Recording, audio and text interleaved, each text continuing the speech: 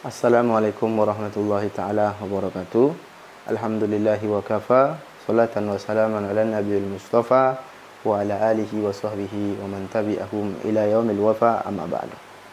Pujian puji syukur kepada Allah Subhanahu wa taala, salawat dan salam kepada baginda Nabi sallallahu alaihi wasallam. Sahabat Al-Qari semua dimanapun berada, sekarang kita di video ini melanjutkan video sebelumnya, yaitu menentukan saudari kandung. Video break sebelumnya sudah dibahas suami istri, anak perempuan dan cucu perempuan. Sekarang kita terus masuk ke saudari kandung. Si mayit mempunyai kakak atau adik perempuan yang kandung, maka dia mempunyai dua jatahnya. Saudari kandung ini punya dua jatah, yaitu 1/2 dan 2/3.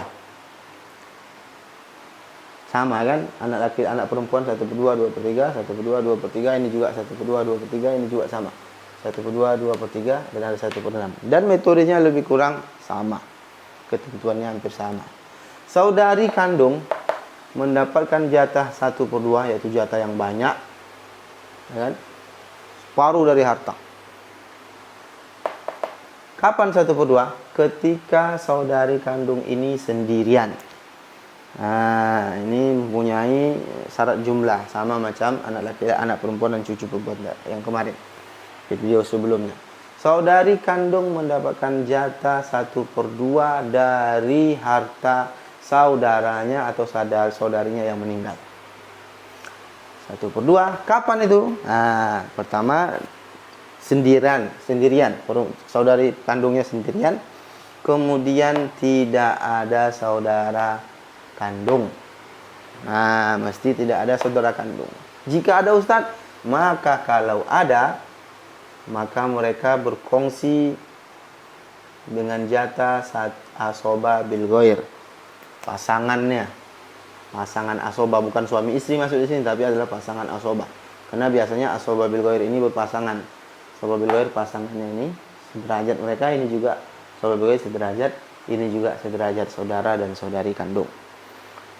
Saya ulang, saudari kandung mendapatkan jatah 1/2 dari harta saudara atau saudarinya yang meninggal ketika dia sendirian, tidak ada saudara kandung, tidak ada keturunan sama sekali. Si mayat tidak punya keturunan.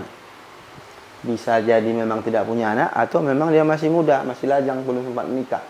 Kemudian tidak ada ayah dan tidak ada kakek. Sudah, itu aja. Saya ulang, saudari kandung mendapatkan 1/2 dari harta saudara atau saudarinya yang meninggal. Abang atau adiknya meninggal. Saudari perempuan ini bisa mendapatkan 1/2 dengan syarat tidak ada saudara kandung yang laki-laki ini kan. Kemudian tidak ada keturunan si mayat sama sekali. Kemudian tidak ada ayah, si mayat tidak ada ayah, ayah mereka udah nggak ada, udah meninggal mungkin. Kemudian tidak ada kakek. Sudah.